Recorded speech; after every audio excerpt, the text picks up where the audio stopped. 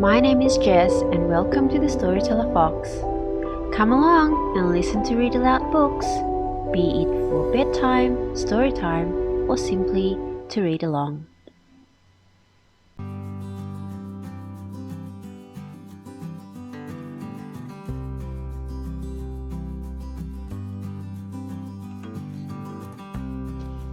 The Adventures of Sinbad the Sailor.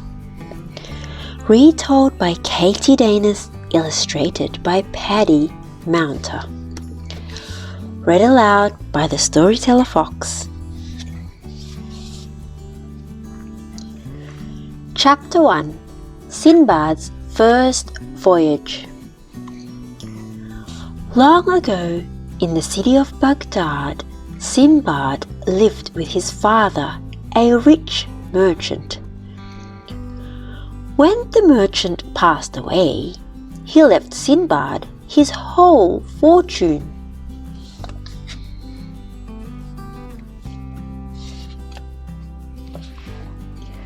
Sinbad was so rich he didn't need to work. Instead, he spent his money on fine clothes and wild parties. One day, he was shocked to find his purse empty. "I can't believe I've spent my fortune," he said to himself. He decided to follow in his father's footsteps and sell things for a living. First, he sold his house.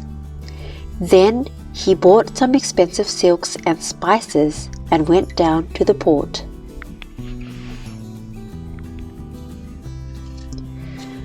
A group of merchants were busy loading their ship.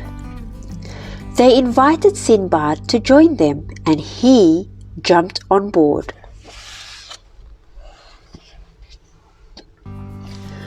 After a week at sea, they dropped anchor by a sandy island. They were cooking supper over a fire when the ground began to tremble. "We're on a whale!" cried the captain and swam to the ship. The others were flung into the sea as the whale flipped its tail and dived underwater. Many men drowned, but Sinbad was lucky. He clung to a wooden chest and floated through the night. At dawn, he landed on the shore of a distant island. A man on horseback spotted Sinbad and took him to see his ruler, King Maharajan.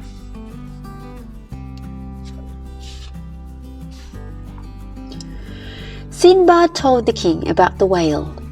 "Now I'm stranded far from home," he sighed. "Work for me and I'll look after you," said the king. One day, Sinbad was on duty at the port when a captain came up to him. "Sir, where can I sell these silks and spices?" he said. Sinbad was amazed. "I had some silks like that," he said. "Well, these silks belong to a merchant called Sinbad," said the captain. "I am Sinbad," cried Sinbad. The captain gave Sinbad his silks and spices.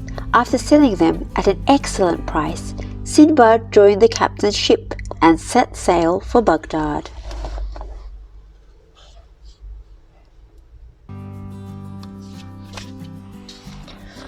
Chapter 2. Itchy Feet. At first, Sinbad was delighted to be home, but soon he had itchy feet. He wanted to visit new places, so he bought more silks and spices to trade. A friendly captain welcomed him on board his ship and they headed for the high seas. One day, they stopped at a desert island to collect fresh water. Sinbad sat down in a shady spot and fell asleep. An hour later, he woke in a panic. The ship had set sail without him. He was stranded.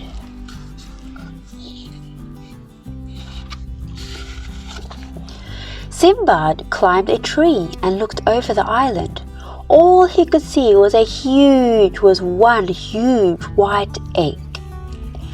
As Sinbad watched, a gigantic bird flew onto the egg and settled down to sleep. Sinbad knew the rock bird was very strong. Maybe it would rescue him. He unwound his turban, crept up to the bird and tied himself to its leg. When the rock woke up, it stretched its giant wings and soared into the sky. Sinbad found himself dangling high above the clouds. Before long, the rock dived down into a deep valley. Sinbad felt hard ground beneath his feet and quickly untied himself.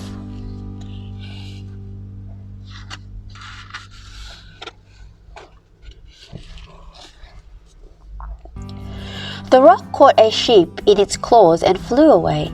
Sinbad stared in fear at the steep-sided valley. It was squirming with snakes, which slithered over dead sheep. Then Sinbad noticed the ground was studded with jewels. He was stuffing some in his pockets when he saw a vicious snake eyeing him hungrily. Sinbad ducked down. How could he escape? Seeing the rock circling overhead gave him an idea. Quickly he tied himself to a sheep and waited. In no time, a rock swooped down and grabbed the sheep in its claws. It flew out of the valley, with Sinbad trailing behind.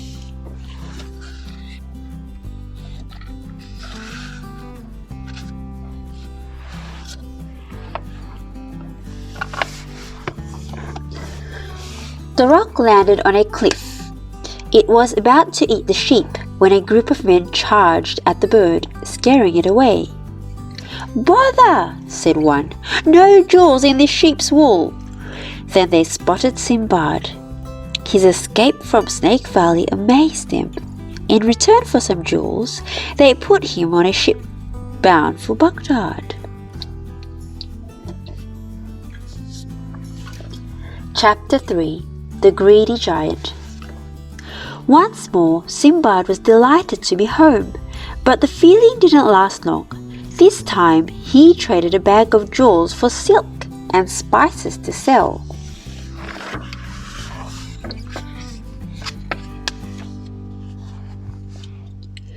His third journey went well and landed with a sight when a bunch of short, ugly and very hairy men ambushed the ship.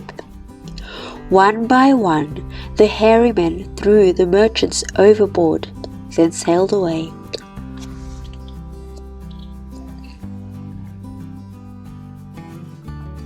The miserable merchants were washed onto a beach. They explored the new shore and found a courtyard filled with pots and firewood. But the courtyard was owned by a greedy giant who licked his lips when he saw his visitors. Before they could blink, he roasted a fat merchant. After supper, the giant fell asleep across the only exit. "Don't worry," whispered Sinbad. "When he leaves, we'll take his firewood and make a raft so we can escape."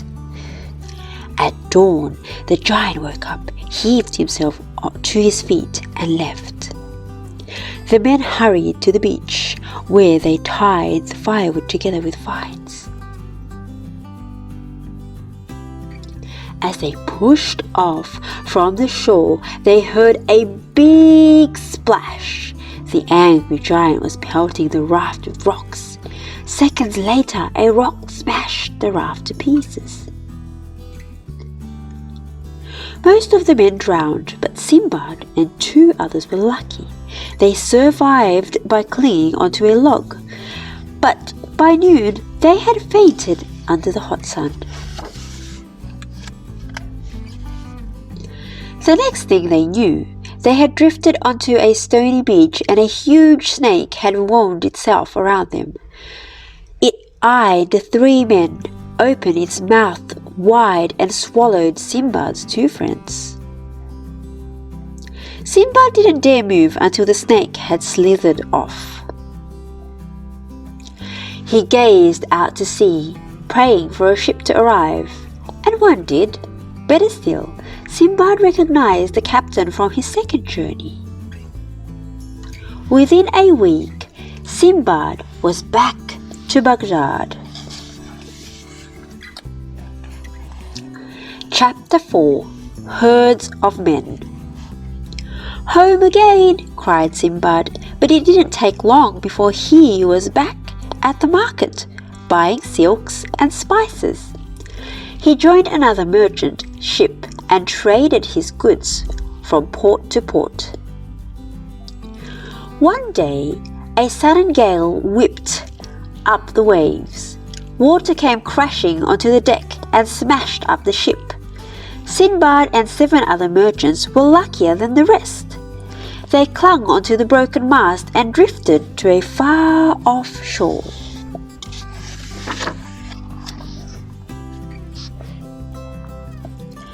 Some islanders found the men and took them to their king.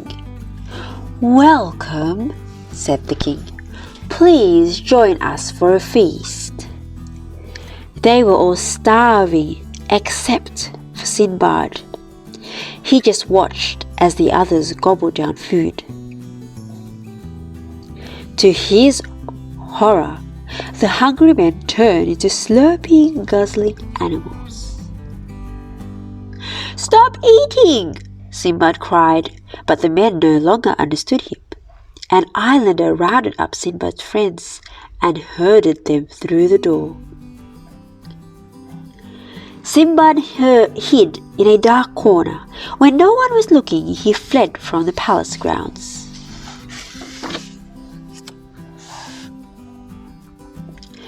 He ran past the herd of men who were grazing in a field, and he didn't stop until he reached the other side of the island. There, he couldn't believe his luck. A ship was sailing close to shore. He waved at it wildly, and the captain waved back. Soon, Sinbad was heading for Baghdad again. Chapter 5. The Rock's Revenge. The problem was, Sinbad found life at home dull after his adventures. One morning, he saw a beautiful new ship at the port and decided to buy it. He loaded the ship with silks and spices, hired an eager crew, and set sail. They came to an island with another rock's egg. Some sailors were curious and went to see it. They threw stones at the egg to see how tough it was. 50 stones later, it cracked. "Fools!" cried Sinbad. "The mother rock will want revenge." As they sailed away, a dark shape hid the sun. It was a rock. She dropped a massive boulder on the ship, and all but Sinbad perished in the sea.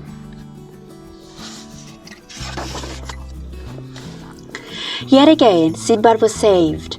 This time he was swept to a leafy island. As he paused for water by a stream, he saw a sad troll.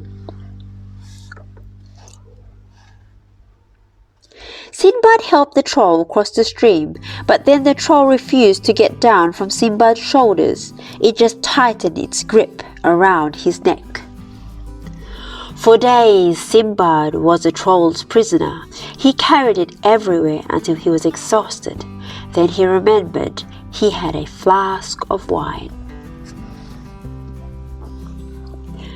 The troll saw Sinbad take a sip and snatched the flask. It glugged down the wine and was soon swaying from side to side.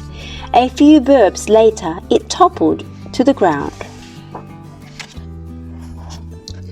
Sinbad ran away and met some people carrying baskets. "Can you help me get to Baghdad?" he asked hurriedly. "If you help us collect more coconuts," replied the old man. "How?" wondered Sinbad, following the group into a forest of palms. Monkeys chattered in every tree. "Watch!" said the man. He picked up a stone and threw it at a monkey. The monkey was very annoyed and threw a coconut back at the man. Soon all the monkeys were throwing coconuts. Sinbad easily collected enough to pay for his trip home.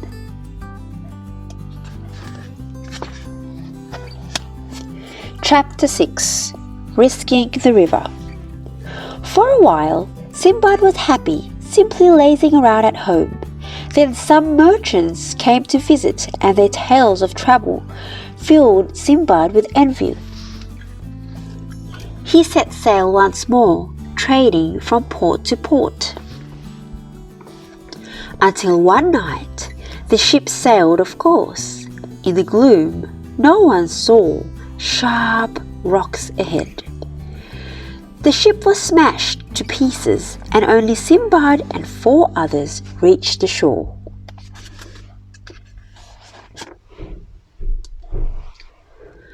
They searched the craggy island from top to bottom and found nothing but rocks and water. One by one, the men starved to death. Before long, Sinbad was the only man left. He sat by a river, feeling very alone. Then he noticed something strange. The river was flowing into a cave, not out to sea. Sinbad had an idea. "I'll make a raft," he thought, "and hope the river leads me to some food." The riverbed sparkled with jewels, so he took a few handfuls before floating off. His raft glided into the cave and sped up, hurtling through the darkness. All Sinbad could hear was a whoosh of water. Had his luck finally run out?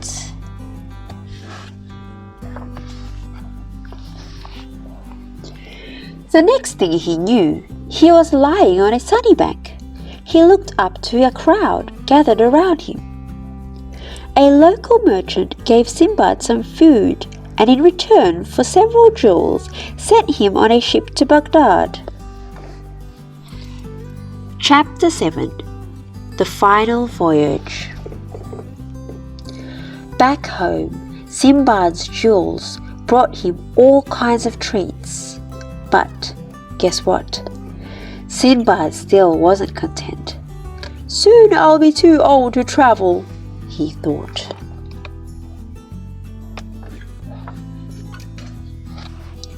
So he set out on a final journey. He was aboard a merchant ship in the China Sea when a terrible storm blew up. A monster whale surged up through the waves. As it got closer, it opened its massive jaws and swallowed the ship in one gulp. Luckily, Sinbad managed to jump overboard just in time. The storm died down, and once again he drifted to a strange shore. As he wandered through an exotic forest, he found a river flowing into a cave.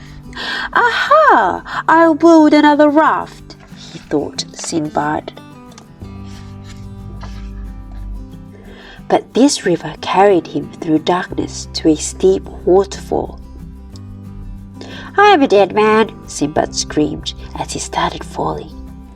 Suddenly he stopped in mid-air. A surprised old man had caught him in a net. "You need to dry off," said the man, and he took Sinbad home with him. The old man asked his daughter, Amira, to fetch some clothes. Sinbad gazed at her open mouth. He had never seen such a lovely woman. Amira's father thought Sinbad was charming and invited him to stay. Over the next few weeks, Amira and Sinbad fell in love.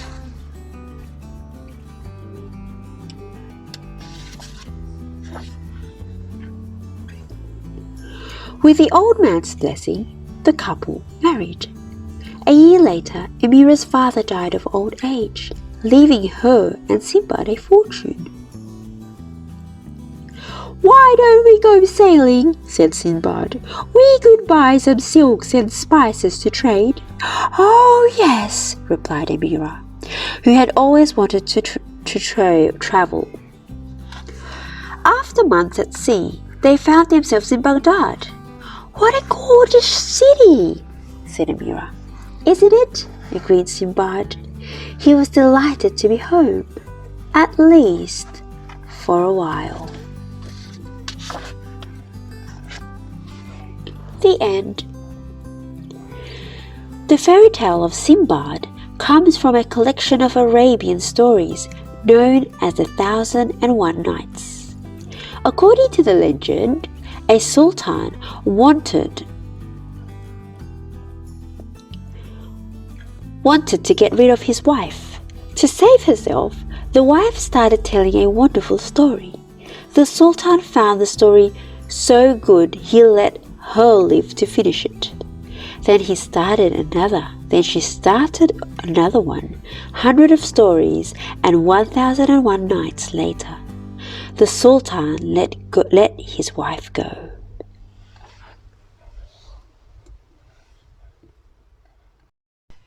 The end. And that's the end of our story time. For more bedtime stories, you can check on our YouTube playlist or listen to more storytime compilations at the Storyteller Fox. Thank you so much for watching. See you next time.